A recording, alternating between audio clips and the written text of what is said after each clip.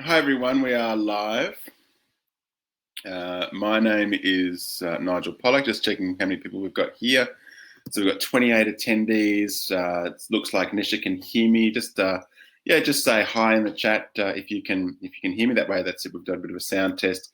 If you can see my lips moving and you can't hear me, then you might need some assistance. Great, seems to be working well. Hi everyone. So we have got a 30-minute webinar today, which means that I'll be moving quite quickly to cover off the content.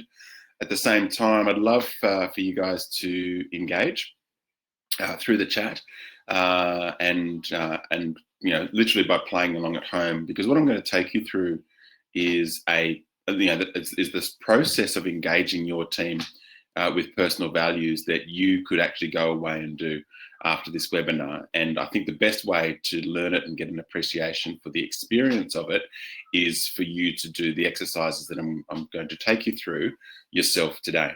And so there'll be an opportunity for you to do the exercises, also ask questions in the chat, and maybe share a little bit of what you're experiencing through the chat as well. Okay, without further ado, I would like to acknowledge the traditional custodians of the lands upon which we meet today and pay my respects to their elders past, present and emerging. I also extend my respects to the Gumbaga peoples, to their elders past, present and emerging, and extend a warm welcome to any Aboriginal and Torres Strait Islander people who are present here today. So my name is Nigel. I'm a psychological coach at Uprise. I'm a psychotherapist. I'm a counsellor. I have been for about 20 years now.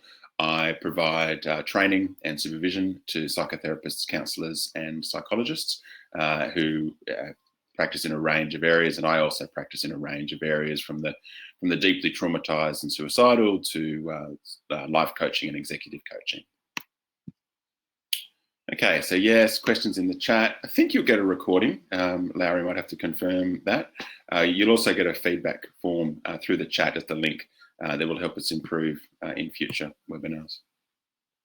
So our overview for the day is that we're going to go through three essential points in order to understand and put into practice the engagement of a team using personal values.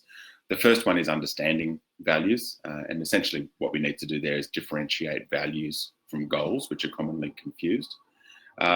We will go through a process of how you identify your own personal values, providing examples of what personal values are, and then we'll go through the sort of the follow-on process of how you might engage your team with around their personal values. At that point, I think, I'll be really inviting questions from you guys on the ground as to how you might do that, and might be a bit of brainstorming from you as to how you might do that best. Okay, so understanding values. What are personal values? How would you define personal values? That's a good place to start. Off the top of your head, if you were to think of the idea of values and the idea of personal values, immediately what do you come up with? What's your definition? A set of guiding rules to live by. Thank you. What you hold dear to you. Yeah, good answers. What drives you? Some personal truths. Absolutely. What's most important to me? Fantastic. Any more? What connects you to you? I like that one. Thank you. All of those, I would say, are accurate. Yeah. What makes you unique? It's to an extent, values do form or drive your personality. Good answers, because they're all pretty accurate. And as I said, we're going to differentiate values from goals. And so some of what you might be thinking about, could be around goals. Yeah, what determines whether you feel good or bad when making a decision? Indicates to you if you're feeling good or bad about something. Well, that's right. Well, if you feel good or bad, that very much depends upon your values about a thing. What you call positive and what you call negative can often be driven by your values about a thing. So goals So just to differentiate quite quickly, we often talk about goals, particularly in organizational context, but also very much in personal and professional development contexts. And it's important to differentiate goals from values. And so the goals are the what of life. They're the things. And it's the job or promotion you want. It's the car that you want. It's the house you want. It's the partner you want, the life you want. It's something in the future that you don't have now, but that you would like to have in the future. And goals are very powerful, and goals are very effective in the workplace, and goals are very effective in personal development, and goals are very effective in professional development, because goals, to a great extent, give our life meaning. Yeah, having a sense of, wanting something better for ourselves creates a sense of hope, a sense of motivation, and a drive. But goals are fleeting. Goals don't last. I remember working with a young man who over a number of years, which is what made it interesting, and very successful. And he'd say, well, I really would like to be able to do this. And then I'd see him, a few months later or a year later, and he'd say, I've done it, but I still don't feel satisfied. I still want more. And then he'd say, oh, I want to aim for this. So it sort of went from, I want to work in this kind of organization. Well, I want to be the chief financial officer. I want to be the CEO of that kind of company. I want to go in a bigger company. And he, over a period of years, he achieved his goals. And at one point he came to me right towards the end of our work together, as things were really starting to come together for him. And he said, look, I've achieved all of these goals. What's been great about working with you over this period of time is that I've been able to track, yes, I want to achieve this goal. Yes, I've achieved the goal. I want to achieve that goal. Yes, I've achieved that goal. And he said, but I'm not happy. I thought that when I achieved my goals, then I'd be happy. But I'm not. And really, to a great extent, that's where values can come in. So we can define values as the desired qualities behind your actions, your heart's desires for how you want to behave as a human being.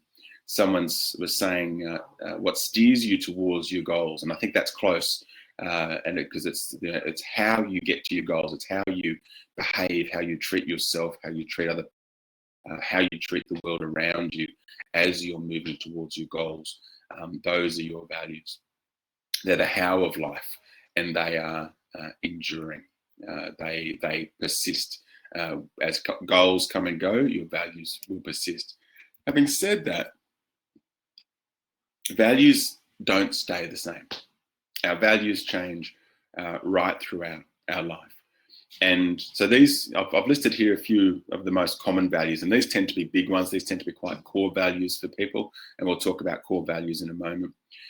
Things like freedom, the ability to do what I want to do when I want to do it, connection, connecting with other people, feeling part of something bigger than myself, in terms of a group, meaning and purpose, feeling like what I'm doing is personally important to me, contribution, feeling like I'm giving back to society, often having a sense of gratitude, or sometimes even people are driven by guilt.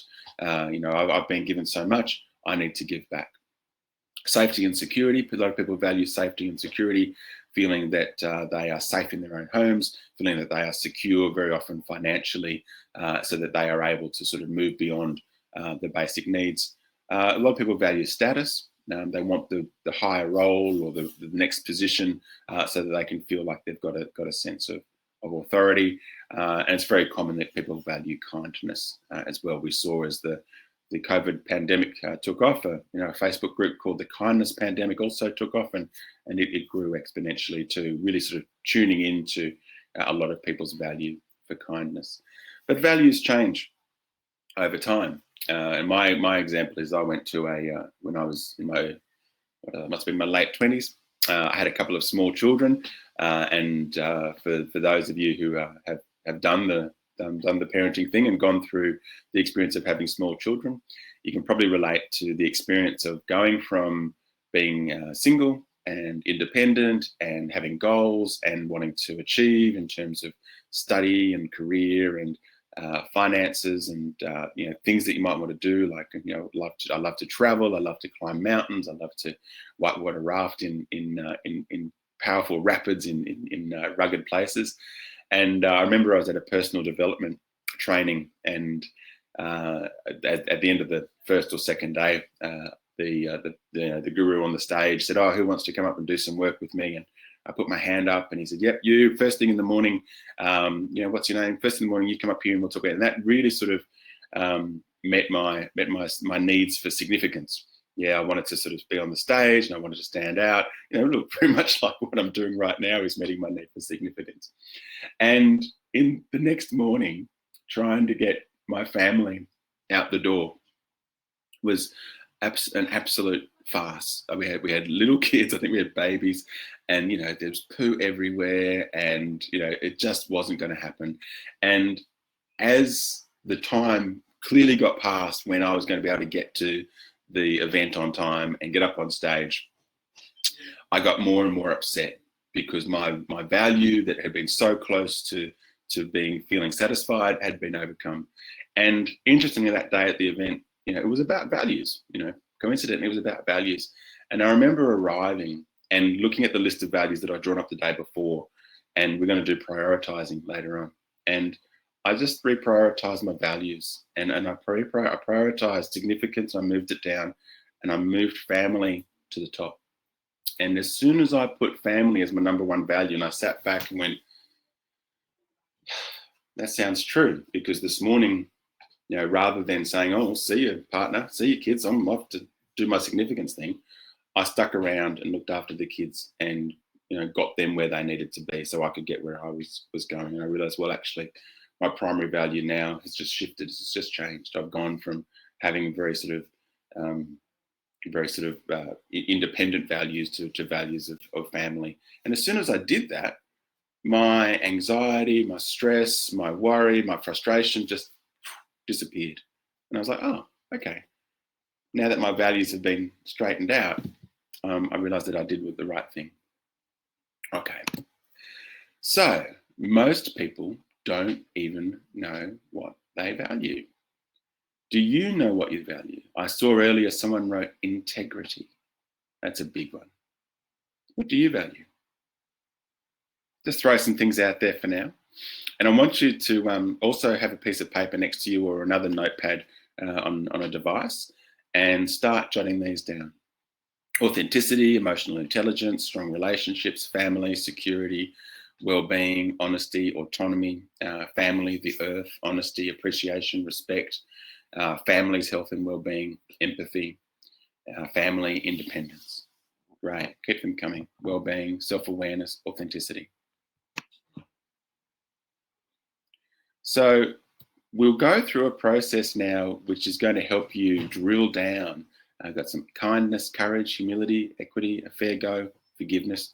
And we'll go through this process that will help you draw out even more values from yourself and also from your team.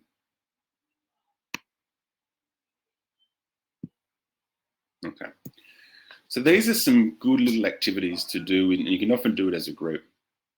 And it's just to ask yourself, and if you want to put things in the chat, please do. Otherwise, just drop them down on your notebook, notepad. So ask yourself or ask your team members, who do you admire and respect? Yeah, think of someone out there in the world. It might be a politician, it might be a celebrity actor, it might be someone else. I think of Bear Grylls. I admire Bear Grylls. Love that ability to go out into the middle of nowhere and find your way home, because that's a value of mine. Being able to do things independently, and which then once you've sort of got that person, and I actually do this with clients. I did it with someone the other day. I said, well, who does this thing that you're wanting to do? Who holds this? I think it was about respect. Yeah, being able to be respected by other people, and what this person was aware of is that they weren't feeling respected, and obviously there's a value there. If you're not feeling respected, then obviously you value feeling respected and being respected. And I said, well, who do you know? Who's someone in the workplace that you can think of who you see as either demanding or commanding respect. And she thought about it and she said, oh, this person. I said, okay, so what is it about them that commands respect? Which of their qualities do you most admire and desire for yourself? And then she was able to give this vivid description. Oh, it's the way that she just stands tall and firmly and politely says, no, that's not the way it is. This is how it is for me. And if somebody is even giving a hint of disrespecting her, she'll just give a look, or she'll be silent, or she'll ask a question to say, well, can you tell me more about, what it is that you're trying to say about me in that moment, but doing it in a way that's calm and respectful in return. The next question is, how do you want, Elon Musk, thank you in the chat. How do you want people to see you and speak about you? How do you want people to see you and speak about you? So when other people are talking about you, what do you wish that they say? And, for a lot of us, because we often have this, our brains have this kind of negative slant, you can often figure this out because you have a fear about how people are talking about you. So if you've got a fear that people are talking a particular way about you, you can say, well, what's the opposite of that? How do I want them to talk about me? I often use that in therapy and coaching as well. People say, I'm sure they think this and I'm sure they think that. And I say, well, how do you want them to think? How would you like people to think about you? How would you like them to feel about you? And what about after you're gone? This brings in a much longer term perspective. So, and often it's if you sort of, the lights are going out and there's another light in the distance, and you're seeing your life in review, what would you like to have experienced? What would you like to have lived your life by? If somebody wrote an obituary about you, and often people will write their own obituaries. If somebody was to write an obituary about you, what would you want it to say? What would you want it to say? Nigel was the kind of person who. The third one here, another good one, is if you had all of your goals achieved. You'd achieved all of your goals. You had all the money and all the time that you needed. How then would you treat yourself, others, and the world around you? In other words, when the need to strive and crave and reach and push and pull and climb the ladder, if that's all gone and everything else is taken care of, and it's just you in the world with other people, doing whatever it is you want to do, however you want to do it, then what are you doing and how are you doing it? So hopefully you're just writing lots and lots of things down, because that's the way to come up with a list of values. Write as many down as you can, and don't worry about the priority of them just yet. We can come to that later. Here's a list that's come from a coach called James Clear. There's lots of these kinds of lists, but these are common values: authenticity, achievement, adventure, authority, autonomy, balance, beauty, boldness, compassion, challenge, citizenship, community, competency, contribution, creativity, curiosity, determination, fairness, faith, fame, friendships, fun, growth, happiness, harmony, honesty, humor, influence, justice. So any of these that jump out to you, just jot them down: justice, kindness, knowledge, leadership, learning, love, loyalty, meaningful work, openness, optimism, peace, pleasure, popularity, recognition, religion, reputation, respect, responsibility, security, self-respect, service, that's in service to others, spirituality, stability, success, status, trustworthiness, wealth, wisdom. So jot down as many of those as you can that feel relevant to you. Okay.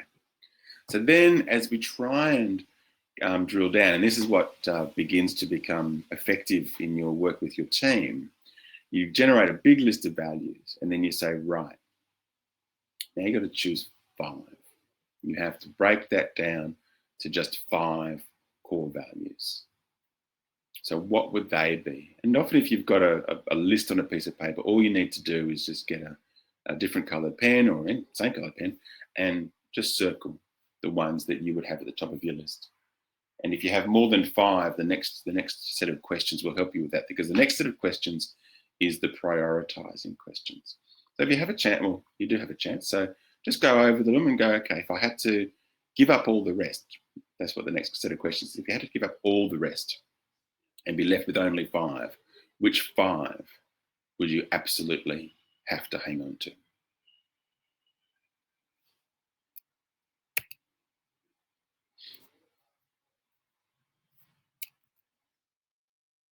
I can do it for a moment, Catherine, but not for long. We've only got 10 minutes left in the webinar. Okay. So if you had to give up, so this is how you can get to this list of 5. So, if you have to give them all up and be left with only 5, which would you hang on to? And then again, you just ask those questions again. So now you've got 5. If you had to give up one, which would it be? And this often takes a little bit of time. And if you're human like the rest of us, then it will be a little bit emotionally excruciating, particularly as you get closer to number 1. It really gets tough. Number 4, okay, so once you've given one up, that's your 5th top value. Number 4, if you had to give up one of your remaining core values, which one would it be? And again, that then becomes your 4th. If you had to give up one of your remaining 3 core values, which would it be? That becomes your 3rd. If you had to give up one of your remaining 2 core values, which would it be? And that becomes your 2nd highest priority value. And then you're left with number 1, your core value. Now, once people get left with their core value, you normally have an emotional experience that's very close to tears. As you've realized, yes, this is the one thing that if I gave up all others, this is the one thing about me and life that I would not give up. Other people I've heard put it as, this is the thing that I would die for. I would die to protect this core value. So how then do we engage your team? So the first thing is to go through that process with them. Come up with a list of 5 values. Once your team has a list of 5 core values, and it's changeable, then you are in a position to have ongoing conversations with them. At Uprise, we promote a model called wellness action plans, which is a well-researched and well validated and implemented model around the world in large organizations. And it's a model where you develop a specific wellness action plan with your team, and then you meet regularly with your team members individually to talk about their wellness action plan. And normally you'd also share your top 5 values either with your team as a group or with your team one-on-one as a way of showing transparency and vulnerability. And that also creates the most important thing that we're about to talk about, which is psychological safety. So there's been a lot of research, and most of it by Google, actually, and they spent quite a lot of money going, okay, well, let's figure out how to make our teams work really well. And they thought, okay, well, what drives a team? Is it financial incentive? Is it goals? Is it sort of punitive elements? Which of our teams are most successful? And what they discovered is that the most successful teams were indicated by a measure known as psychological safety. In other words, how emotionally safe and secure a member of a team felt within that team and within the wider culture of the organization. And that psychological safety is each individual's experience of belonging in and being valued by the team for who they are and what they bring to the team. So when you ask about values and when you get your team members to write down their values, and when you say, yes, I'd like to have a copy of those values that I can review with you on a regular basis, you are saying to your team, I value you for who you are. And not just who I think you are, I value you for the things that are most important to you. I value what's most important to you, which is your personal values.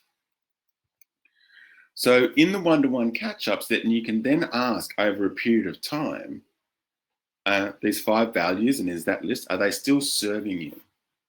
are they still in the right order for you, or has the team member gone through an experience like I talked about, where they've realised, well, actually, my life and these values don't match. The order I put them in doesn't accurately mirror what I do in my life. And the best indicator of values is what you do in your life. Where you spend your time, where you're not obligated with other things, or if you do have obligations, then actually going, well, if I've got obligations, then maybe that's what I really value. So are these values still serving you? Are they still the right priority of values? And then you talk about work. How is work supporting or detracting from your values? Yeah.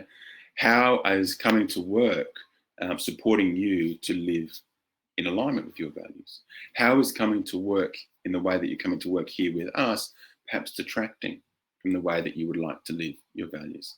And then how can we then, therefore, fine-tune what you do and how you do it to better bring your personal values and your work goals into better alignment? Let's do a process of, and you can do this as a team, because you can sort of share the organizational values, and most organizations now have values alongside their mission statements. Well, these are our organizational values. How do they fit with your personal values? Are there any clashes there? Okay, well, what might we be able to do about that help and support you to feel like the work you're doing is much more in alignment with who you experience yourself to be as a person? Okay, so good time for questions around thoughts or challenges that you anticipate in being able to do that with your team. We've just got a few minutes to go, so I am wrapping up. So yeah, any thoughts, any questions, any comments, anything that's emerging for you? How was that process for you? Did you come up with your 5 core values? Did you manage to prioritize them? What was that experience like for you? And I'll just talk about Uprise for a little bit. So Uprise, we have a whole range. Yes, so this webinar is being recorded. If you've registered, then you'll get a copy. At Uprise, we offer a range of modules, and one of those modules is the Leading with Wellbeing module. You'll see it over there on the left-hand side. One of the topics within the Leading with Wellbeing module is creating a culture of wellbeing within your team. And what we've talked about today fits within that. And so if you are interested in more information, just contact Uprise and we'll be able to provide you, we've actually got a whole coaching program around leading with wellbeing, where we help you implement wellness action plans that support the alignment of your team, the psychological safety of your team, and actually build in really great protective factors around mental health and mental wellbeing for your whole team. So if you are interested in that kind of program for your organisation, just get in touch with the Uprise team. Okay. All right. Any other questions? If there's not any other questions, we might be happy to wrap it up early, but I'll give it a minute. Thanks, Raylene. 2 Raylene's. Thanks. Okay. Thanks, everyone. Hopefully you've gained a lot from it and you'll be able to implement that with your team. And we'll see you all at our next webinar. Thanks, Larry. Thanks, everyone. Bye.